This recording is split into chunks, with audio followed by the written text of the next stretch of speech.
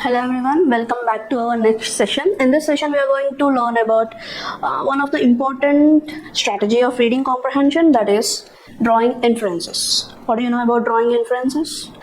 Many of you might not heard about it, but it is one of the basic thing that we should know before going to the reading. Because as you see, the inferences, I included a word called inferences, which means getting into a conclusion. So how do you get to a conclusion when you are reading? How do you make judgments when you are reading? By understanding the content. So here I'll tell you how to understand those things. Okay.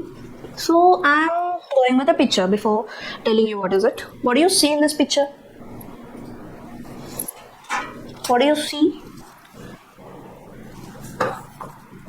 Some kind of footprints, a door which was closed. So footprints, a door which was closed, and if you see these footprints, they are muddy looking. So what do you understand from this picture? So what we see is different from what should we understand, right? So if you see the title that I given, reading in between the lines, that means you would read what is not mentioned in the picture. So something is not mentioned in the picture. What is it? That is a dog,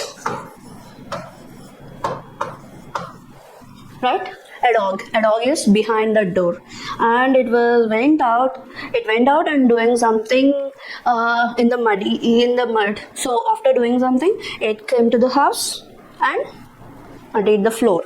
That's what we should understand. Okay, so next thing, you see a happy couple, and through the dress we can understand they are married, right? Because through the dress we can understand she is wearing a white gown and he is in formals, like a tuxedo or suit. So they are smiling because we can understand that from that they are happy. So what is not mentioned there? Maybe through the background, like if you see the greenery or something, we can understand it is a photo shoot.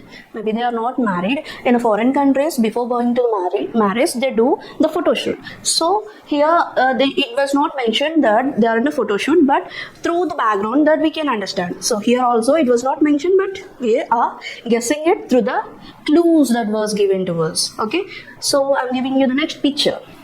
So here in this picture, if you see, you can see a group of friends who are discussing something in a library. So you can see everything here, right? So because of the background, you can guess it is a library that was mentioned, and they are smiling.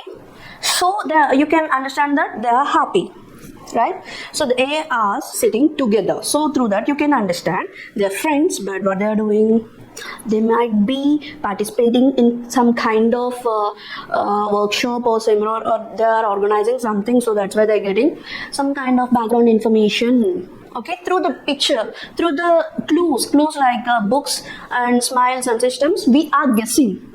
So what's happening here? How do we understand? We are understanding through the clues that was mentioned. So that's what happened when we are reading something.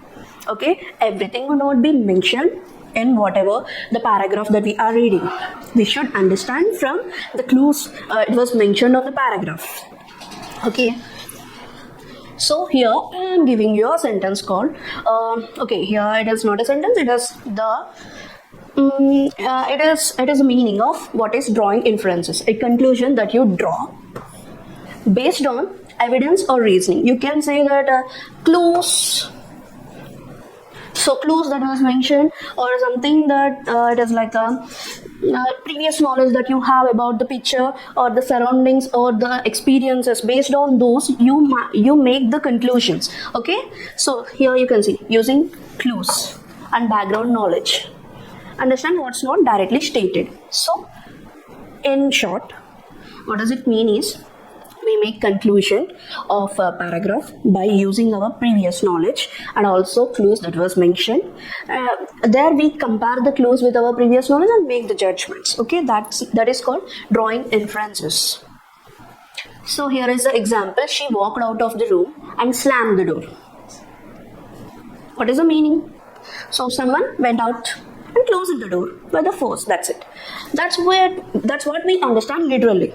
Literally means that is what this sentence is saying. But when we think like through the clue. Like she slammed the door means closing the door forcefully. Okay, so she walked out of the room, slammed the door. So what is not mentioned here? Her emotion, right? Yes. So what can we guess from this sentence? Or maybe she is angry, she is frustrated about something, she might not like something what they had discussed, so she went out angrily, so she is upset with that. So did I mention she is upset or angry in this sentence, in the first sentence here? Did I mention? No, we just guessed through the sentence. Okay, this is called reading in between lines. So here we read what was not mentioned. Okay, so what is the importance? Why it is important? If you say it improves the reading comprehension, and also reading comprehension means understanding what we are reading. Okay, so when you understand what is not mentioned in the text, obviously you can make good decisions, good judgments, good conclusions, and also you can remember it quite time. And next one is boost critical thinking. So what is meant by critical thinking? Do you know about it? So critical thinking means thinking deeply about some kind of topic. If I say eating fruits, eating some kind of food is healthy for you, will you believe me, or would you ask some questions like, really, does it good for my health? Does it suit my body? Can I eat it without, will I get any kind of allergies if I eat it? Do you ask this kind of questions or simply believe what I'm saying? No, you don't believe me, right? You would ask some kind of questions. You won't follow me just because I said it is healthy for you. You would question me, then you try to find the answers for the questions, then you come to a conclusion whether to eat it or not, right? So in my sentence, I didn't mention that why it is healthy for you. You would question and get answers, then you would believe. You make a decision whether to believe. Okay, so that's what critical thinking is. So here also in reading, in a textbook or in a paragraph or in any text, they won't mention everything. You have to understand by using your previous knowledge and the clues. Okay, so enhances communication. So when you understand something very clearly, you can make a good decisions. You can give a proper answer for them. If someone is speaking with you, when you understand what they are saying and when you understand their mood, you can give a correct answer. So someone is not in a good mood. So you are going to them and asking will you join me for a dinner?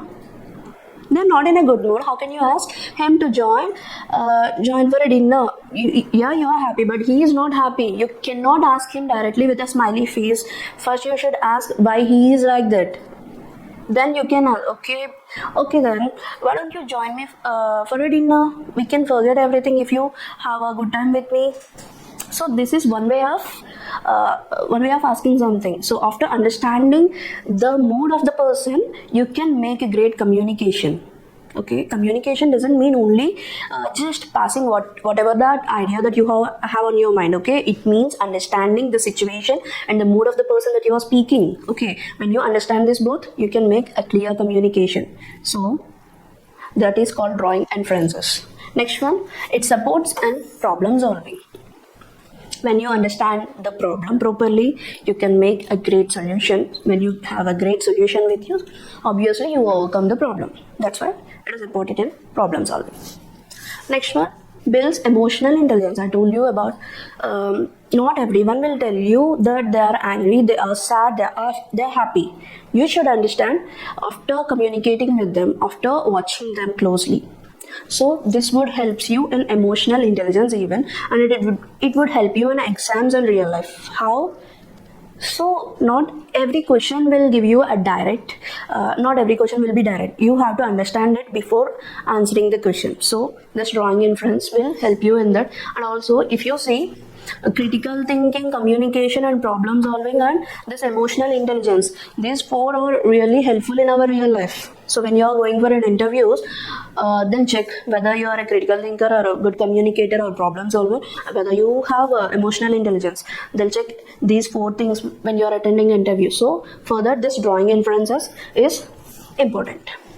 So here are the sample sentences or examples that I want to show you. The first thing is, the ground was wet and people carried umbrellas. So what can we understand from that sentence? Literally it means ground is wet and some are carrying the umbrellas. But it means, what the conclusion can we get from this sentence is, it probably rained recently. And the next sentence, Arjun's hands were shaking as he stepped onto the stage. So when we are nervous, obviously we'll shake with fear. When we are afraid of something, also we'll feel like a statue and we shake unknowingly. So from this sentence we can understand he is likely nervous or scared. So next one is, the teacher raised her eyebrows and crossed her arms. So what can we understand from that sentence? When a teacher can do this, when she is getting annoyed with the behavior of the students. So we can conclude that she might be annoyed or waiting for an explanation. Okay, next one is, the dog hid under the bed when it heard a thunder. So that means it is afraid of loud noises. If you see this inferences, this inferences was not mentioned in the sentence, but we understand what was not mentioned through the clues like carrying umbrella and wetness, and also shaking, shaking, and raised eyebrows and crossed arms, and also like under the bed and thunder. These are the clues, and we matched it with our previous knowledge. When we shake our hands, when we afraid. When we carry the umbrella, when do we carry the umbrella? When it is raining outside. And when we raise our eyebrows, when we want to question someone. Okay, so when we hide, you can see hiding, hid. Okay, so when we hide, when do we hide? We hide when we are afraid of something. Okay, so here I come with a paragraph. First read the paragraph, then tell me the conclusion or judgment that you want to make out of this paragraph. So Ananya stared at her laptop screen, the code blinking like a challenge. She couldn't quite solve. Her fingers hovered over the keyboard, but she didn't type. Around her, classmates discussed debugging strategies and shared GitHub links. She glanced at the clock, sighed, and minimized her IDE. Though she had not said a word, her posture and silence spoke volumes. What do you understand from it? Okay, she is participating in some kind of coding activity. So the code is blinking like a challenge. That means it is difficult. She couldn't quite solve. Okay, she's not able to solve it. Her fingers hovered over the keyboard, but she didn't type. She couldn't type, I think. Around her, classmates discussed debugging strategies and shared GitHub links. She glanced at the clock, sighed, and minimized her ID. What do you understand? Out of the clues that was mentioned, she couldn't solve. Everyone is involved in the activity, but she's the one who is not involved in it. And she glanced at the clock and sighed, minimized her idea, stopped what she was doing. She's not. What do you understand from it? So maybe she's stuck. She didn't do anything. She's stuck because her mind is not working. So that's why she didn't type anything when she saw the challenge on the screen. And maybe she's not sure what she has to do there. So, for example, when we are in exam hall, if we come across an essay that we don't know, we never heard of, what we do? We stuck. We cannot write anything just because we have a paper and pen with us. We look around us, around us. Just because we have a pen and paper, we don't write everything. We be nervous because everyone is writing, we are not doing anything. Even though we might have some knowledge about the question, we don't write because of the feeling of stuck and frustration, irritation, whatever the feeling that makes us immobilized person. That's what happened with Ananya here. So here, what I did, I used my previous knowledge about being stuck in an exam, and I related that knowledge with Ananya's situation. Then I came to a conclusion that Ananya might be feeling stuck, frustrated, or unsure about her coding assignment, possibly overwhelmed by the pace of the class. So, like this, you have to use the clues and your previous knowledge to make a judgment or conclusion, or you can make a solution. And even problems also, when you come across a problem, nothing would be mentioned. What you have to do is you have to cut the problem into pieces, like what happened before the problem, what happened during the problem, what can be the solutions. So even after getting the solutions, you should come up with the proper solution which could solve your problem and won't give you any future challenges. So how can you do that? You would use your previous knowledge to assess whether it is correct or not.